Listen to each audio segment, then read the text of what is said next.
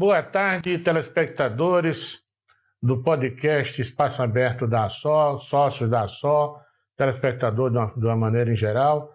Hoje nós temos aqui na nossa edição de hoje desse podcast o Coronel Fraga, o Coronel Nunes, ex-deputado federal aqui do Distrito Federal, ex-comandante-geral aqui da Polícia Militar do Distrito Federal, presidente do Conselho Nacional dos Comandantes Gerais de Polícia Militar e do Bombeiro Militar do Brasil e atual diretor jurídico da ASSO, que está se lançando como pré-candidato. Coronel Fraga também é pré-candidato a deputado federal e hoje nós temos muito orgulho de ter aqui na bancada os dois para fazer um programa, para falar das suas propostas, dos seus anseios, relembrar a história, porque é muito bom a gente relembrar a história para que as pessoas tenham condições de fazer um juízo correto e saber a importância do que é escolher corretamente um candidato para federal e um candidato para o Distrito Federal, para deputado distrital. Então, com a palavra, o Fraga para fazer suas considerações iniciais. Bom, eu queria agradecer essa oportunidade de estar aqui mais uma vez, ao Wellington, dizer que é uma honra participar do seu programa e estar aqui participando com o Nunes, melhor ainda, porque eu conheço o Nunes de muito tempo. O Nunes foi meu aluno na academia, foi meu tenente e depois de algum tempo ele foi meu chefe de gabinete lá na Câmara Federal. Então, adquiriu muita experiência, conhece a minha vida mais do que eu, a minha atuação parlamentar, porque era aquele que sempre fazia as coisas e mostrava o lado que a gente tinha que atacar as questões inerentes à Polícia Militar e ao Corpo de Bombeiro. E eu fico muito feliz com essa iniciativa do Nunes de querer agora disputar uma candidatura como pré-candidato a deputado distrital. Eu tenho certeza que a população e a própria Polícia Militar vai enxergar nele uma pessoa com capacidade de exercer um mandato parlamentar. Ser parlamentar, ser deputado, não é só gritar, xingar, não, tem que conhecer o ordenamento jurídico do país. Ele foi um excelente comandante, foi um excelente comandante-geral da Polícia Militar, deixou grandes feitos e eu não tenho dúvida nenhuma que se ele chegar à Câmara Distrital, vai também ser um excelente deputado. Eu queria, Nunes, até aproveitar, porque muita gente fala da questão quando você foi comandante-geral. Muita gente dizia assim, o Hollenberg é da esquerda e o Nunes foi comandante-geral. Aí todo mundo dizia, foi o Fraga que indicou. Não, eu não indiquei o Nunes. Eu encontrei o Hollenberg numa determinada localidade aqui em Brasília e o Hollenberg chegou para mim e disse assim, Fraga, se você fosse o governador, quem seria o seu comandante-geral?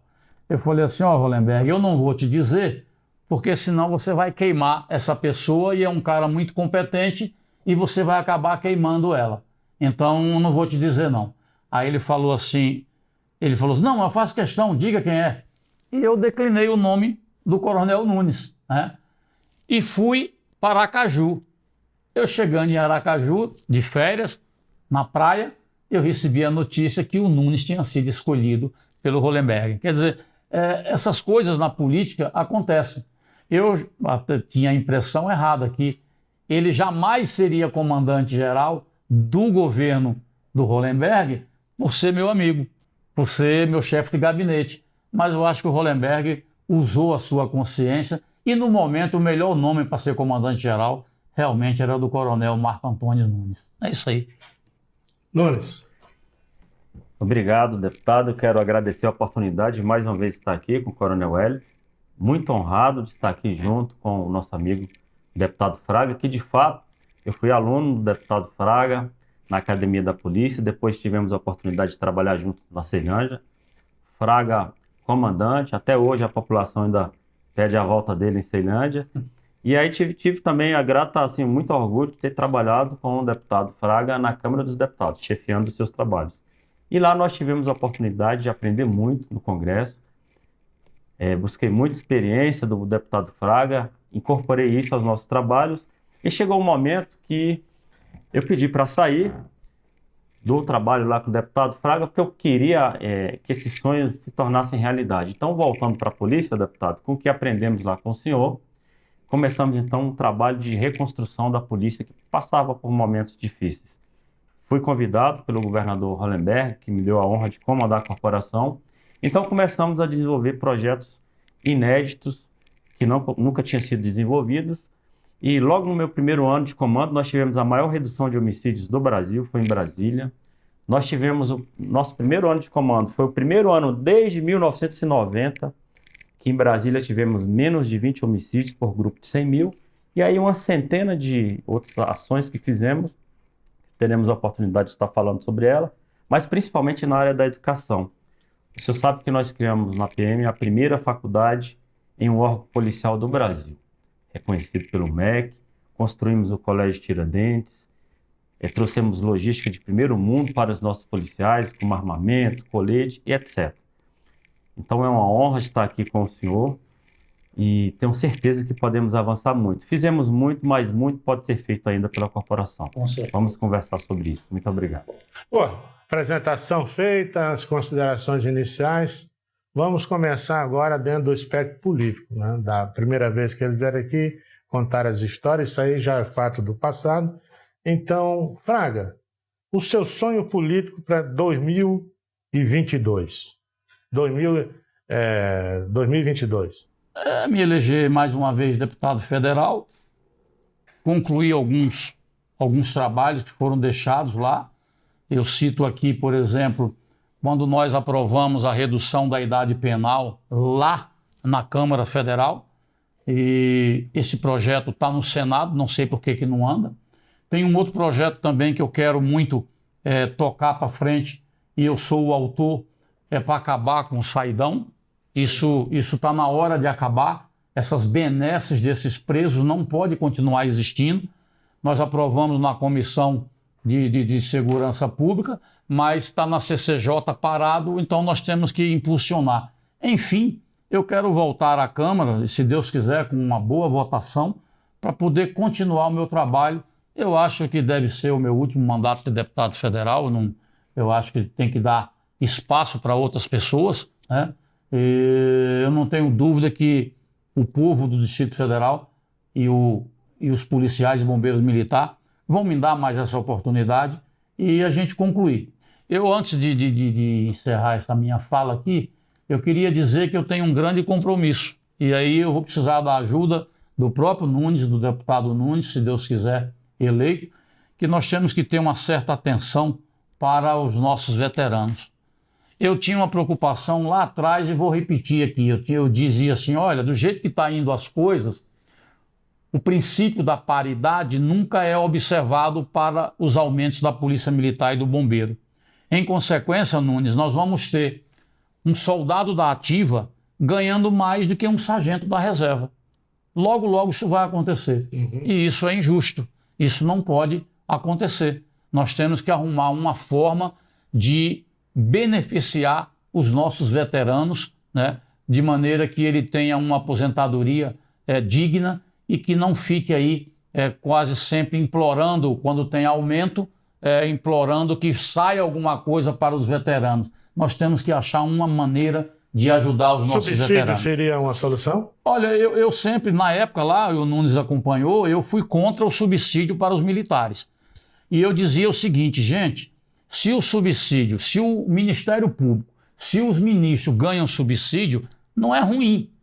Mas eu fui voto vencido, porque agora nós estamos tendo esse problema aí desse aumento, desse reajuste que foi dado aí para a Polícia Civil e para a Polícia Militar e Bombeiro, exatamente por causa do subsídio. O subsídio, no meu entender, ele é bom para quem está na inatividade, porque é uma parcela única de remuneração, né? Então, isso aí dá para você fazer esses reajustes e contemplar o inativo, o nosso veterano, coisa que, infelizmente, não acontece com a remuneração.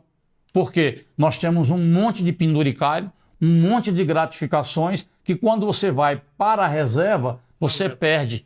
Você perde aquelas gratificações. Então tem que ser criado alguma coisa para dar pelo menos uma igualdade nessa questão. Uma compensação. Uma compensação. Essa é a confusão que está tendo aí com a Polícia Civil e a Polícia Militar e o Bombeiro. Porque 10% em cima de quem ganha 10 mil reais, parcela única, dá R$1.000. Qual é a gratificação que nós temos que seja de 10 mil reais? Nenhuma. Então vão querer dar um aumento, foi isso que aconteceu. Estão querendo dar um reajuste de 10% em cima de uma VPE, por exemplo, que deve ser de 3 mil e poucos reais. Nunca vai dar o mesmo resultado que deu, né, para quem ganha subsídio. Aquela tabela que você apresentou, né, que causou um alvoroço danado. Agora, eu lamento muito que teve comandante-geral que participou daquela sacanagem que fizeram com a PM, com o bombeiro. O governador talvez não saiba, acho que ele não teve nem essa intenção. O fato é que deixaram manipular uma tabela trazendo desigualdade salarial para o policial e bombeiro militar. Não sou contra o aumento da Polícia Civil. Agora, se o policial civil ganha 10%, o PM e o bombeiro têm que ganhar 10% também. Uhum. É interessante essa questão, já saiu, que eu queria já perguntar.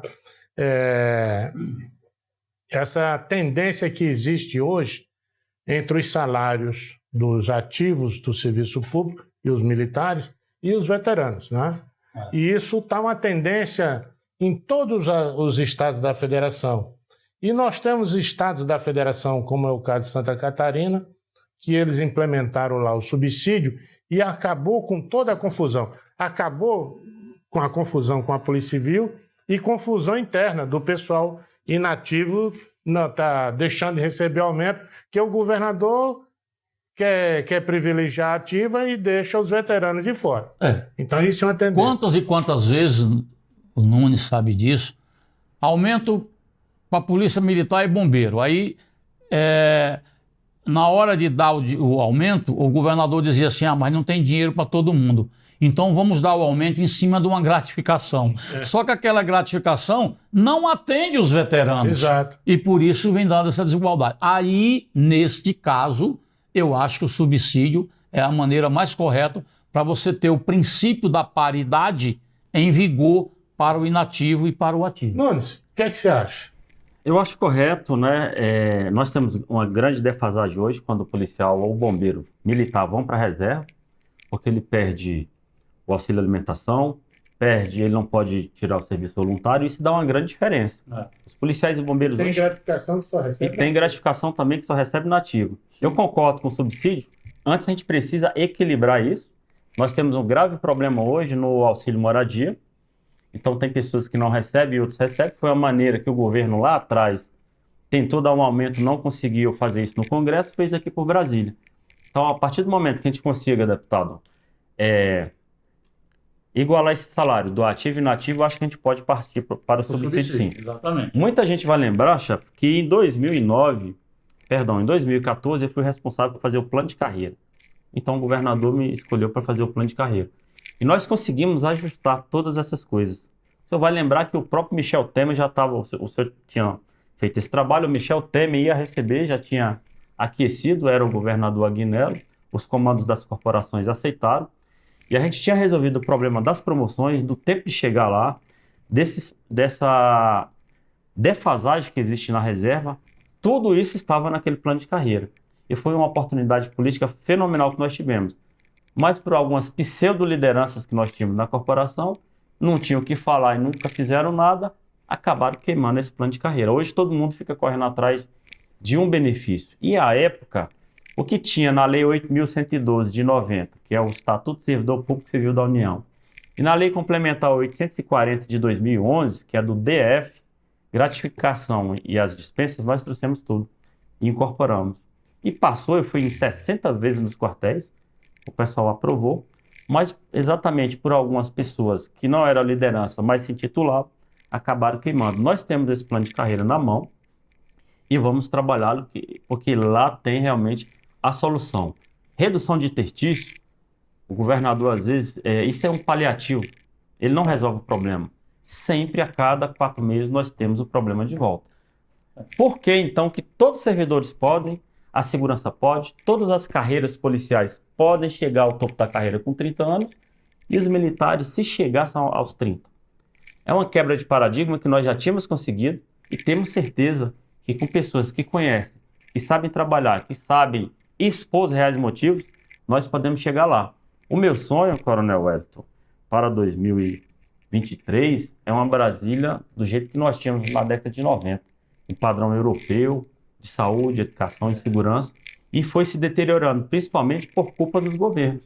Brasília está numa situação limite. Eu que tive a oportunidade, deputado, de, em todos os estados, ver o que acontece ou o que aconteceu no Rio de Janeiro, com descaso com o território, como está acontecendo. O próprio Tribunal de Justiça falou, o GDF hoje incentiva as invasões. Onde nós vamos chegar? Como nós vamos trabalhar o desemprego com essa superpopulação? Crescimento desordenado. Crescimento desordenado, esse descaso, essa falta de amor ao território, levou o Rio de Janeiro onde ele está. Isso é agravado, Nunes, pela questão da Previdência. Com a aprovação da reforma da Previdência, os salários que hoje sustentam o Brasil, que é o Executivo, compreende o Judiciário, o Legislativo e o Executivo, quando vão passar para a reserva, não vão ter mais aquele super salário. Todo mundo agora vai estar nivelado no teto do INSS. Só quem vai estar excluído somos nós, os militares. Eu tenho trazido essa preocupação. Então, isso vai diminuir Mas, quando alguém fala em desmilitarizar as polícias militares, eu reajo por causa disso. Eu acho que o militarismo ele não é mais o militarismo de 20 anos atrás, né? Que era um absurdo, aquela coisa... Muito draconiano. Muito draconiano, muito autoritário. Isso acabou. Então nós temos que ter, é o que eu dizia, não adianta vamos criar um código de ética, que eu apresentei um código de ética, acabando com a prisão disciplinar. Pô, eu apresentei isso em 1999, rapaz. Está lá até hoje, dormindo numa gaveta lá. Eu não vejo ninguém dessas associações correndo atrás disso. Nunca vi. Então, essas coisas precisam ser reavivadas, reativadas, para que a gente não fique aí com as instituições cada vez mais padecendo. Então, eu quando defendo o militarismo, não é por causa da continência, nada disso. São algumas vantagens que nós temos como militares. Nós não vamos para a vala comum. A aposentadoria do INSS é no máximo quanto? R$7.000. É 7? Eu achava que era 3 e pouco. R$7.000. Não, o nosso policial, ele, apesar de ter perdido o posto imediato, mas mesmo assim ele vai mais ou menos com o salário da ativa, coisa que com o civil não acontece. O que o coronel quis dizer aqui, realmente é um grande... Brasília, daqui a 27 anos, vai passar por maus bocados. Porque a reforma da Previdência, ela trouxe todo servidor público para o mesmo teto do regime geral, que hoje é 7 mil. Pouquíssimas pessoas conseguem levar o teto, deputado. Porque no início da carreira ele começa pagando muito pouquinho, salário mínimo. E no regime geral, é a média. No nosso caso, dos militares, você leva o último salário. Isso. O nome disso é integralidade e paridade. Só os militares que conseguiram, e foi um grande trabalho que tivemos lá no Congresso. O senhor lembra, a gente participou junto com toda a bancada. Isso foi muito salutar. Mas o que o coronel quis dizer é porque a economia do DF, 95,5%, comércio e serviço. E dentro disso, 45% é o serviço público. Daqui a 27 anos, porque foi de 2019, a emenda 103, emenda constitucional, daqui a 27 anos o teto do servidor público, que hoje é 50, 70 mil, igual passou esses dias, vai cair todo mundo para 7 mil. Então, Brasília, nos próximos 20, 25 anos, tinha que estar fazendo uma fábrica de emprego por dia, porque nós vamos ter um grande problema pela frente. Temos discutido isso. Para discutir isso, o senhor falou muito bem, a gente tem que conhecer os problemas. Para diagnosticar uma doença, o médico precisa, para dar o remédio, saber. E quando se fala, Nunes, em desemprego, a gente fala de violência. Perfeito. O aumento da criminalidade, ele está diretamente relacionado ao desemprego, à falta de lazer, à falta de educação. Eu acho muito engraçado quando as pessoas falam que segurança pública, a culpa é da polícia. Não, a polícia, ela atua nos efeitos da violência. as causas da violência é exatamente desemprego, falta de educação, né? E mais, transporte, saúde, mas a população foi condicionada a jogar a culpa, infelizmente através da imprensa, da mídia, que a culpa é da polícia. Não, as causas da segurança pública são essas que nós acabamos de falar. A polícia trabalha nos efeitos mesmo. Nos efeitos, né? Mas ela cansada, viu, Coronel, se eu me permite, cansada de tanto levar pau nisso, a polícia foi à frente.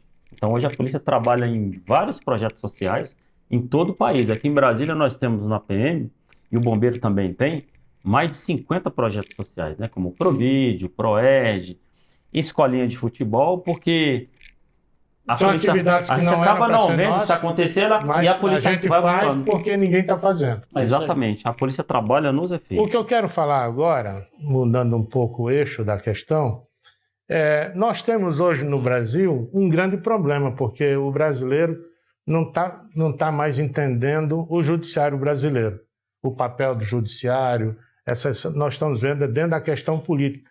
Mas eu quero trazer para o campo da segurança pública.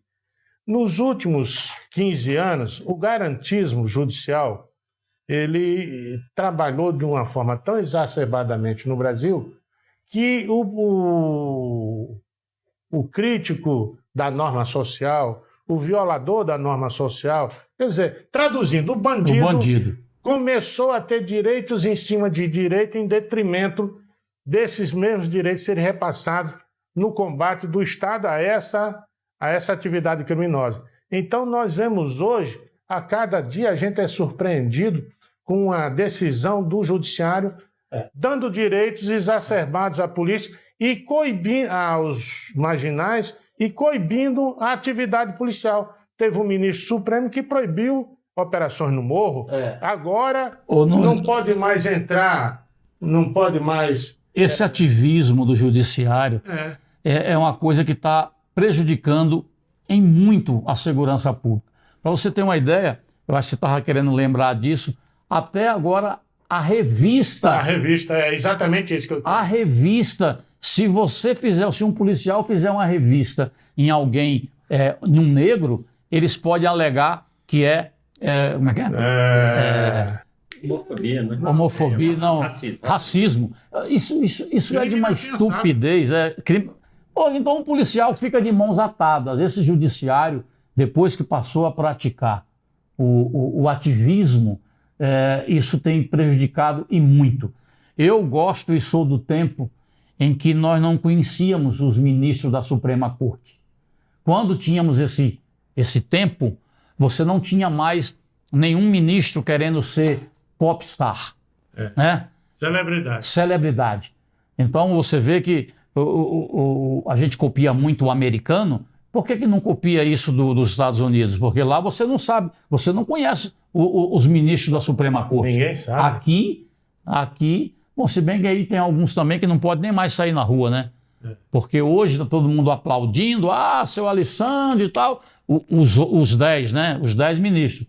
Mas quem tá no pau da goiaba é o próprio Alexandre de Moraes, que eu duvido que ele pegue a família dele e possa ir num restaurante. Nunes, você sabe quantas viaturas fazem o policiamento, a segurança de lá do Alexandre de Moraes em São Paulo? 38 viaturas. 38? 38 viaturas fazem a segurança dele lá no São Paulo. Então, colocando os turnos, isso é de uma... E a população... 100. Então, é um caso que tem que ser repensado realmente. Tem. Por isso que eu defendo que os ministros do Supremo Tribunal Federal deveriam ser de carreira. Não podia ser indicado, porque indicado dá esses problemas que a gente está vendo aí. É verdade. Concordo.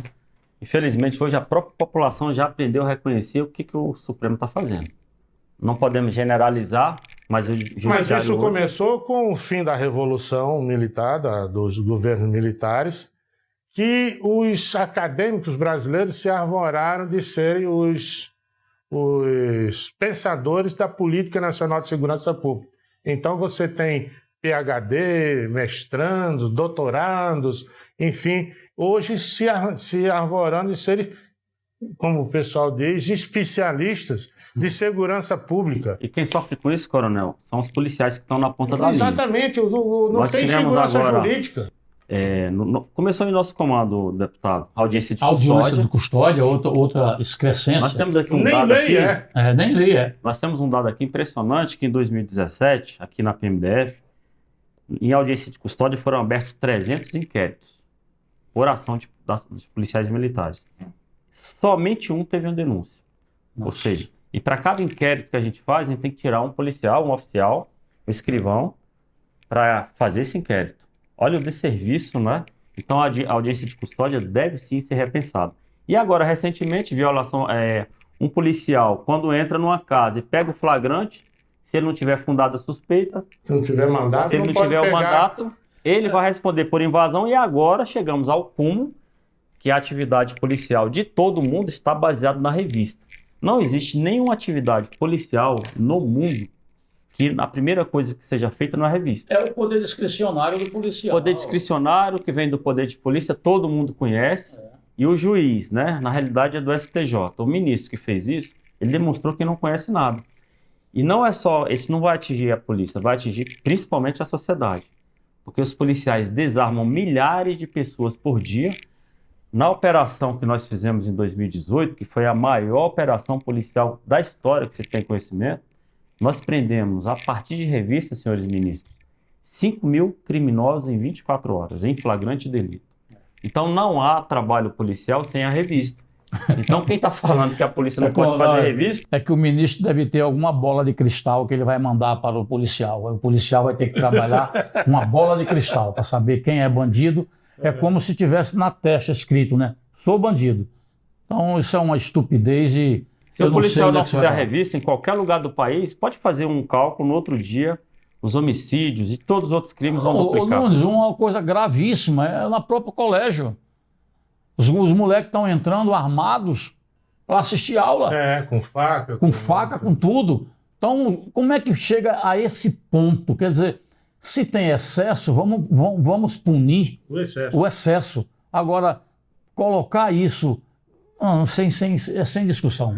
A outra questão... Por isso que eu estou precisando de um mandato federal. A outra questão... falar isso na tribuna. Que eu gostaria é que o Fraga foi relator de um projeto que eu acho que ele nem está lembrado, que eu reputo da maior importância para a segurança, a criação do SUSP. O SUSP, foi relator. Porque a Constituição tem a estrutura dos órgãos, mas não dispôs o sistema. Isso. Você, quando fez aquela relatoria lá, você criou-se, foi criando o sistema, e hoje nós temos uma coisa esdrúxula.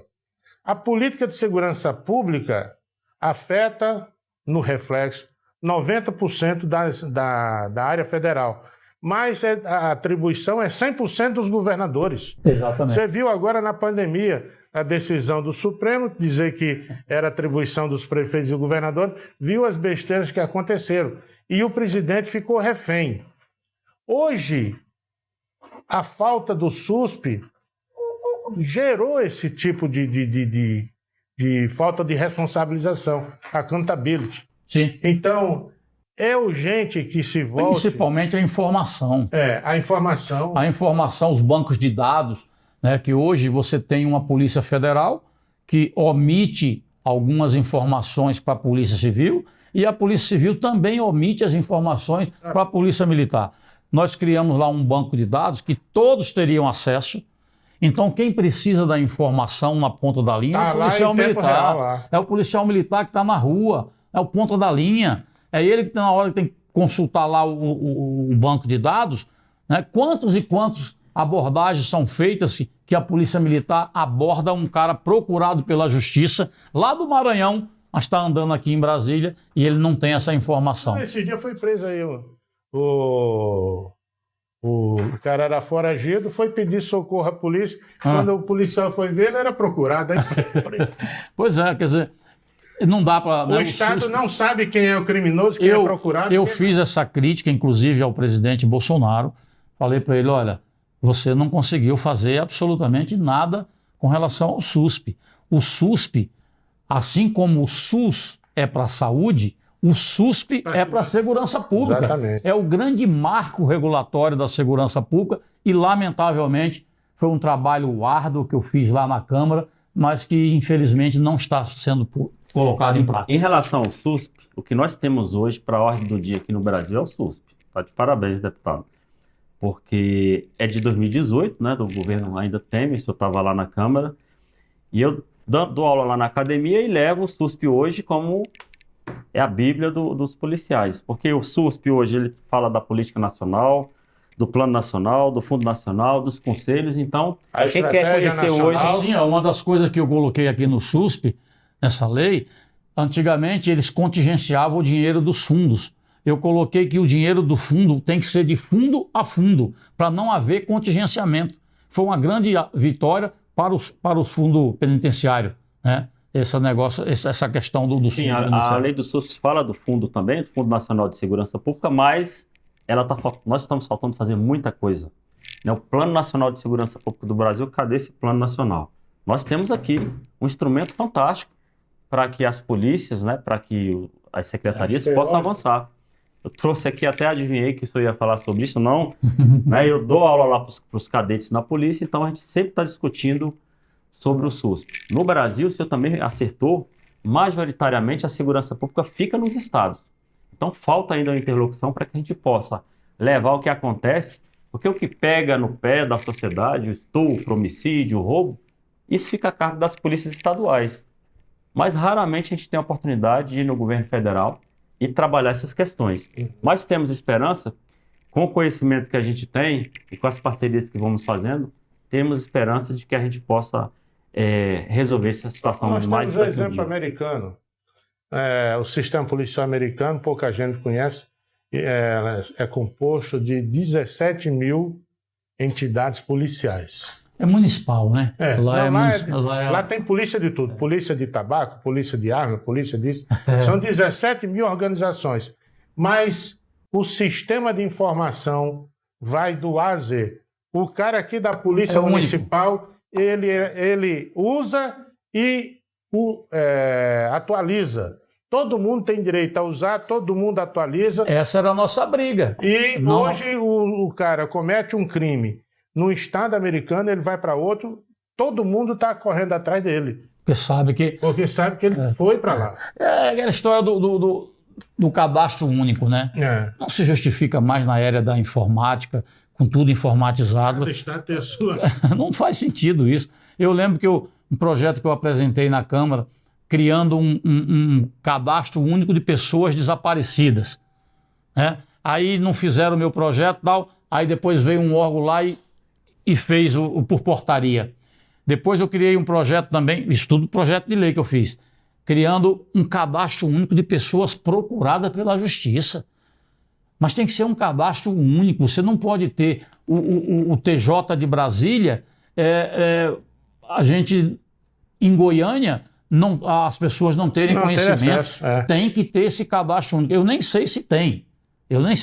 Na época que eu pedi para criar, eu fiz o projeto de lei, mas infelizmente tem coisas nesse país que não conseguem andar de jeito nenhum. Hoje nós temos esse problema, a gente evoluiu um pouco daquela época, tem um Banco Nacional de Mandado de Prisão, mas as polícias militares, principalmente, sempre é negado acesso. Hoje aqui no Distrito Federal... A polícia ostensiva não tem acesso. Eu falava isso lá para o juiz, né? O policial vai abordar uma pessoa, não sabe quem é, às vezes é o pior traficante, e ele não tem uma estrela, uma bola de cristal para adivinhar. Então a gente precisa ter isso. A partir do momento que a gente foi avançando, os índices da polícia aumentou muito. Agora aqui, no DF hoje... O SUSP faz isso. No DF hoje nós estamos passando por maus momentos. A Polícia Militar começou a fazer o TCO desde 2016, que garantiu os índices. A partir de então, nós temos os melhores índices nacionais hoje estão aqui no DF, principalmente por conta dessa atuação. É um trabalho de toda a sociedade, mas a Polícia Militar tem dados para se aferir isso. Isso aí, viu? As estatísticas... Isso aí, os termos circunstanciados foi uma grande vitória do Nunes. Do Nunes. Eu lembro que eu na Câmara, eu lutava por isso, porque eu não entendo como é que a Polícia Civil não quer permitir que a Polícia Militar faça o termo circunstanciado. É sobre crimes de pequeno potencial ofensivo. Às vezes você gasta uma viatura, passa horas e horas dentro de uma delegacia o delegado assinar uma coisa que o próprio policial na rua pode fazer isso. Eu não consigo entender esse excesso de corporativismo. E é isso que realmente a segurança pública... Vou fazer um marcha aqui. Faz aí. Esse foi um livro que nós escrevemos sobre esse assunto tão importante. E esse assunto, que foi uma tese de mestrado, deputado, uma dissertação, nós levamos para 14 estados. Então a gente modificou muito. Isso está funcionando muito aqui no Distrito Federal. Infelizmente, o governo do Distrito Federal fez um decreto proibindo a polícia de fazer o que é legal. Esse assunto nós já ganhamos ele 15 vezes no Supremo. No CNJ nós ganhamos por 15-0, no Conselho Nacional do MP por 14-0. E o governador do DF, na contramão, não sei se por desconhecimento ou por outro motivo, fez um decreto proibindo a polícia de atender melhor a sociedade. Em relação a isso, nós entramos na justiça e tenho certeza que vai ser desfeito esse decreto assim terrível. Não só isso, em relação às estatísticas da polícia, em relação ao centro de operações que nós recriamos em nosso comando, que havíamos perdido em 2001, mas a segurança hoje do DF está passando por esses graves problemas. É isso aí.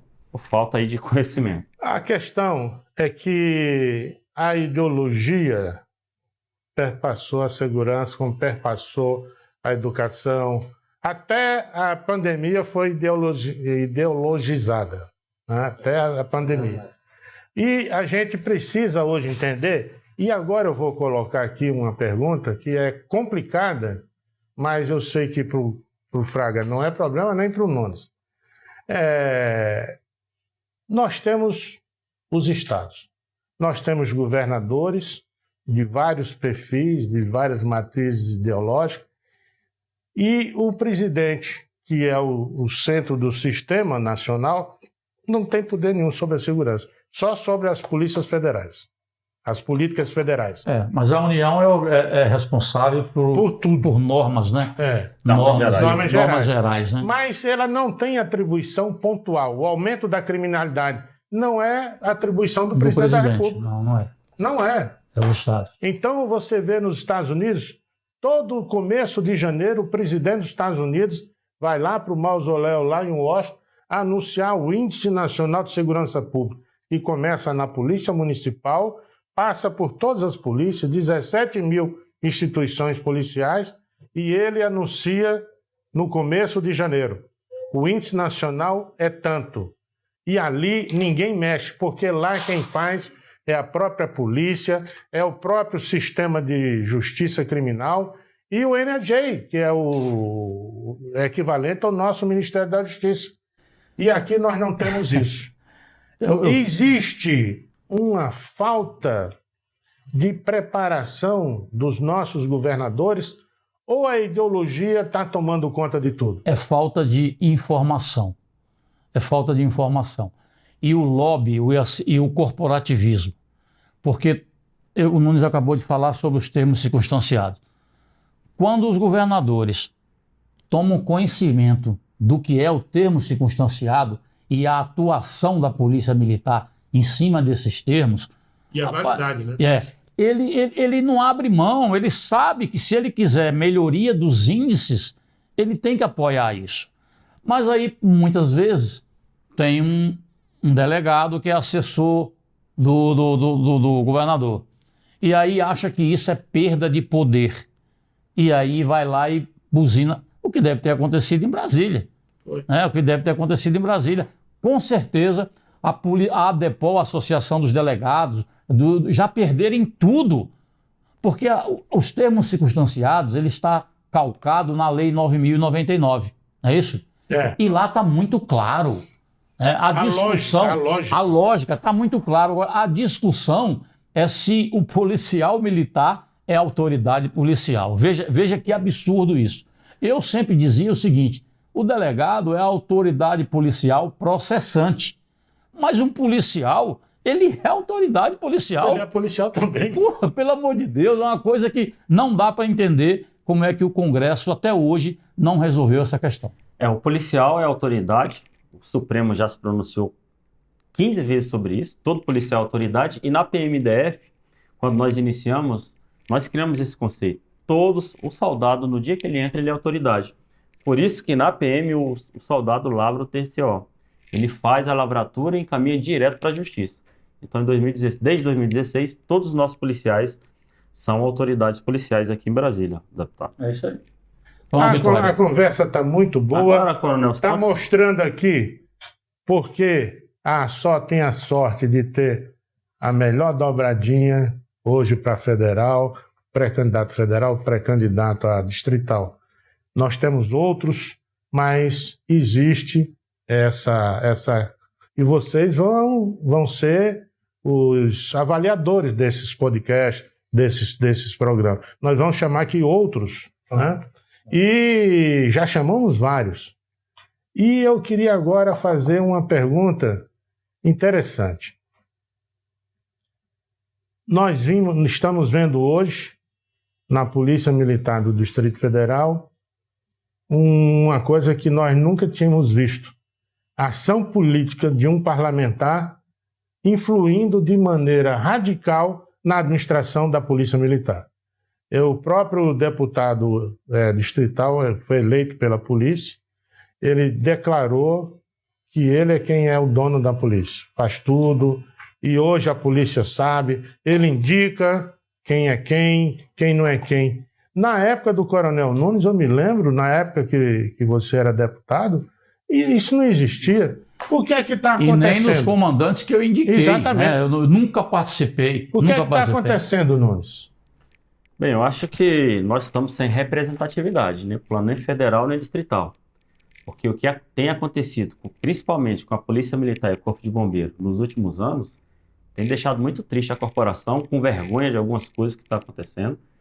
Então, a política ela pode ajudar, mas influenciar negativamente, como está acontecendo hoje. A gente conversa com os oficiais, com os praças, eles estão até com vergonha do que está acontecendo. De fato, quando o deputado estava na Câmara, ele indicou vários comandantes, e ele não foi, e eu também nunca fui lá. A gente ia, às vezes, para ajudar em alguma demanda. Mas quem tem que fazer a gestão da corporação é o comandante. O único comando que, às vezes, eu pedia era da Ceilândia, pela minha identidade com a cidade. Então, quando o Ribeiro, os comandantes gerais que eu indiquei, Azevedo, Tabosa, quando eu falava era isso, olha, deixa esse menino aqui, porque é uma cidade que eu conheço bem, né, e que eu gostaria muito que o comandante seguisse alguns preceitos necessários para a Ceilândia continuar sendo a cidade que é. Mas do jeito que eu estou hoje, eu recebo informações que eu fico impressionado. Todos os comandantes de unidade passam pelo crivo do deputado Hermeto. Isso é complicado. Eu tenho informação que quando o Nunes foi comandante, o governador Hollenberg colocou à disposição da polícia 400 cargos de comissionados civis. E agora eu fiquei sabendo que o Hermeto forçou, determinou, pediu para exonerar todo mundo e colocou a turma dele, quer dizer, está usando como moeda política. Então, você via, por mais maluco que fosse, o João de Deus, o Patrício... Não fazia isso. O Naves, aquele menino do PSDB, o Marco Lima. Isso não acontecia porque está acontecendo hoje. Agora, de certa forma, está demonstrando uma certa permissividade dos comandos. Porque... do próprio governador, né? O governador que está... o governador é cúmplice nessa coisa, é coadjuvante nessa situação.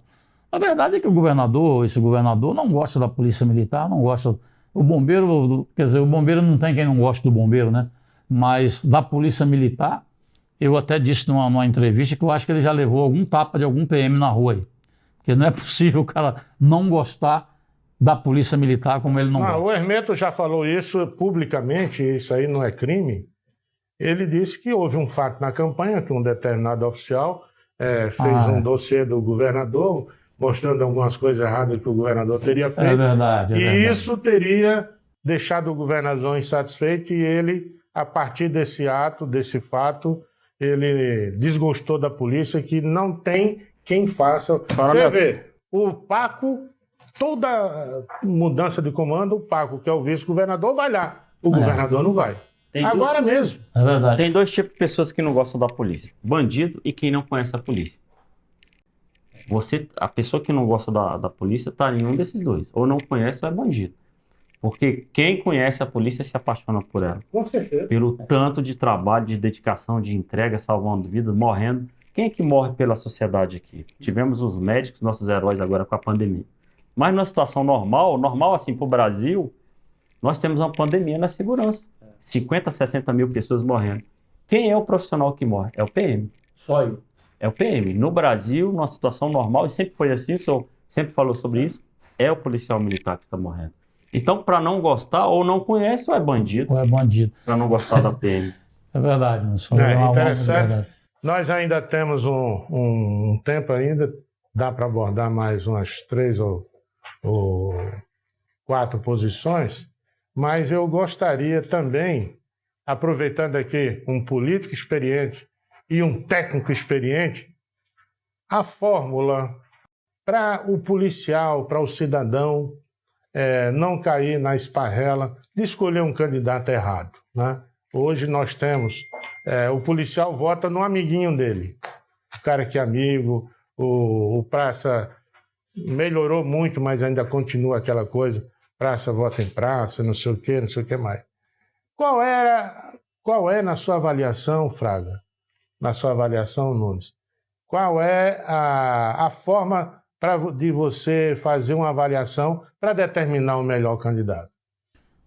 Eu acho que é conscientização, né? Eu estava conversando ainda há pouco sobre esse assunto. Tem essas novas lideranças que eu fui um dos responsáveis, né, para colocar o 3º grau na Polícia Militar. E a gente vê que o novo soldado com o 3º grau, quando a gente esperava uma maior conscientização em prol da nossa instituição, o comprometimento foi ao contrário, né? Infelizmente, o cara não tem nenhum comprometimento com relação à corporação. Então, quando você vê uma dessas novas, entre aspas, lideranças procurar candidatos a deputados, vamos dizer assim, civis, né? É falta de comprometimento. Aí, por outro lado, você vê um governador que incentiva candidaturas de vários coronéis ou vários policiais militares para serem candidatos a deputado federal e sem nenhuma expectativa de chegar ao poder, porque para ser deputado federal vai precisar ir por baixo de 80 mil votos. 80 e pouco. Né? Por baixo. E isso acaba tirando a expectativa daqueles que têm chance e muitas às vezes deixam de ser eleito por causa dessa pulverização que existe dentro da Polícia Militar. Agora, Wellington, desde que eu me entendo por gente, que eu entrei na política, isso acontece. A Polícia Militar todo ano é 20, 30, 40, 50 candidatos. Uhum. Agora, por que isso acontece? Porque quem é candidato, está na ativa, não perde o salário. Então o cara tira 3 meses, agora é 90 dias, né? 90... Antes era 6 meses. 90 dias de férias. Porque tem uns que querem realmente lutar pela corporação. Tem outros que não. Eu digo sempre como exemplo, eu lembro que na minha campanha, na minha 3ª campanha, eu estava batendo de porta em porta ali na Ceilândia, eu bati na casa, quando apareceu um candidato PM. Eu falei, ué, você não tinha que estar na rua pedindo voto? Ele falou, ô, meu chefe, que é isso? Eu estou aqui, acabei de chegar da pescaria, eu quero saber de política, mas estava ali. Um partido lhe deu a legenda e ele estava disputando uma eleição em casa. Quando você vai ver o resultado, o cara teve lá 50 votos, 60 votos. Gente, isso é um descaso. Isso não é levar a corporação a sério. Então, por isso que a gente tem que ter mais maturidade na escolha dos nossos representantes. E hoje nós temos isso aqui, ó. Com o advento do smartphone, a internet, o WhatsApp, nós temos hoje na polícia proliferando os políticos de WhatsApp. Eles se arvoram de liderança, escreve aqui umas 5, 6 matérias por dia, posts por dia, e acha que já tem direito aí a 100 mil votos, né? Pois é, 1 ou 2 dá um positivo, diz, o senhor é nosso representante, e ele pega a pilha com isso e vai em frente. Quer dizer, eu acho que a oportunidade é para todos. Agora, as pessoas têm que ter um pouco de discernimento, né? Se Deus não quiser, se eu não lograr êxito na minha campanha, pode ter certeza que eu desisto. Porque tem gente que... As urnas, Wellington, as urnas falam. As urnas falam. Então, se eu tive 100 mil votos para deputado federal e na outra eu tive 60, não adianta eu tentar mais não, porque ela vai me dar 30 e vai só caindo. Pode pegar os exemplos que você tem aí. É sempre assim. Então, né, eu não estou aqui questionando a minha eleição, a minha candidatura para governador. Que aí foi outra história. Que ali todo mundo sabe que faltando 5 dias para a eleição, eu fui condenado para depois ser absolvido por unanimidade. Condenado em 5 dias antes da eleição. Um processo que estava há 12 anos parado e um juiz pegou o processo e em 3 dias ele julgou e me condenou. Quer dizer, aí eu tive 90 mil votos, né? Quando, na verdade, para deputado federal eu tinha tido 155 mil votos. Na anterior, fui candidato ao Senado, tive 511 mil votos. Não é normal. Então, eu acho que aí... Mas eu estou preocupado. Se Deus não me der uma eleição, ou não me der alguma coisa, eu vou entender, digo, ó, pego o meu boné e vou para casa. Eu entendo hoje, lendo politicamente a questão como está posta, e o governador do Distrito Federal, ele está deixando a coisa acontecer para responsabilizar o presidente da República. Exatamente. Então, isso aí que eu queria falar. Ele fez a lambança da questão de dar 8,9% para a Polícia Militar e 16,6% para a Polícia Civil. E agora que o presidente pediu para resolver o problema, quer resolver o problema e dar o mesmo índice para todo mundo. E isso não está sendo feito. O governador quer que faça do jeito que está lá. E a impressão que eu tenho, Fraga, é exatamente essa. Nunes, o governador quer depois poder culpar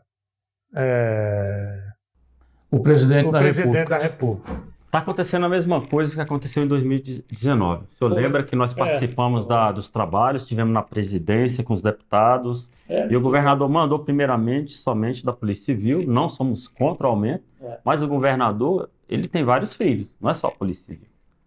Então, na área da segurança tem a Polícia Militar, tem o Corpo de Bombeiro, tem o Detran, mas ele mandou só da Polícia Civil. Depois que nós fizemos um trabalho extenso lá, intenso, aí foi 37,10.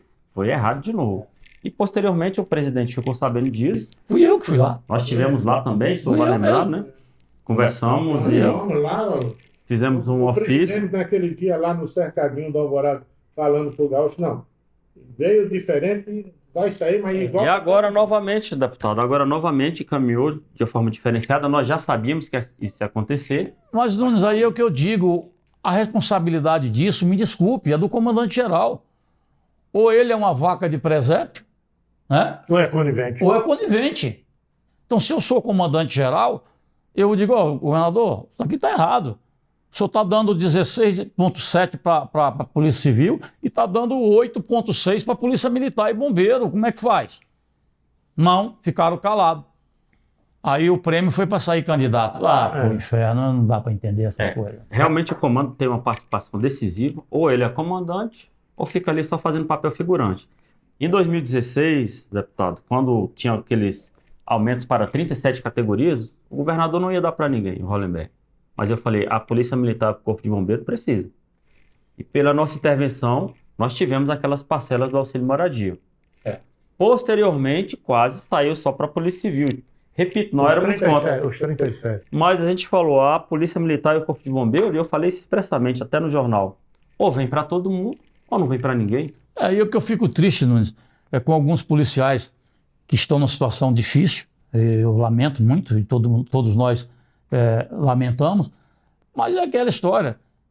O cara se sujeita a receber 5%, e vendo o seu companheiro de força de segurança recebendo quase 20% e ele aceita isso? Não, aí não dá.